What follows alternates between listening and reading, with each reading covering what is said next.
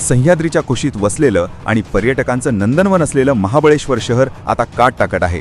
लोकनियुक्त नगराध्यक्ष सुनील शिंदे यांच्या नेतृत्वाखाली शहराच्या सर्वांगीण प्रगतीसाठी महाबळेश्वर नगर परिषद ॲक्शन मोडमध्ये आली असून रस्ते आणि पायाभूत सुविधांचा चेहरामोहरा बदलला जातोय. नुकतेच नगराध्यक्ष सुनील शिंदे यांच्या हस्ते शहरातील अनारकली हॉटेल ते कासम सदन आणि गणपती मंदिर मार्गे रांजणवाडी कॉर्नर या मार्गाच्या काँक्रिटीकरणाचे भूमिपूजन करण्यात आले. पावसाळ्यात होणारा चिखल आणि खड्ड्यांपासून आता नागरिक आणि पर्यटकांची कायमची सुटका होणार असल्याचे बोलले जात आहे. केवळ हाच मार्ग नाही तर तापोळा रोड, माखरिया हायस्कूल परिसर आणि सुरूर पोलादपूर महामार्गाला जोडणाऱ्या अंतर्गत रस्त्यांचे कामही प्रगतीपथावर आहे.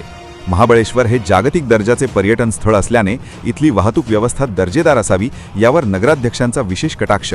या गोष्टी निश्चित स्वागतार्ह आहे, परंतु सदर ठिकाणी विकासकामासंदर्भातील विकासकामांची माहिती दर्शवणारे माहिती फलक असणे आवश्यक असताना देखील महाबळेश्वरमध्ये अनेक ठिकाणी सुरू असलेल्या विकासकामांच्या ठिकाणी विकासकामांची माहिती दर्शविणारे माहिती फलक न लावल्या कारणांनी महाबळेश्वर वासियांकडून नाराजी व्यक्त केली जात आहे.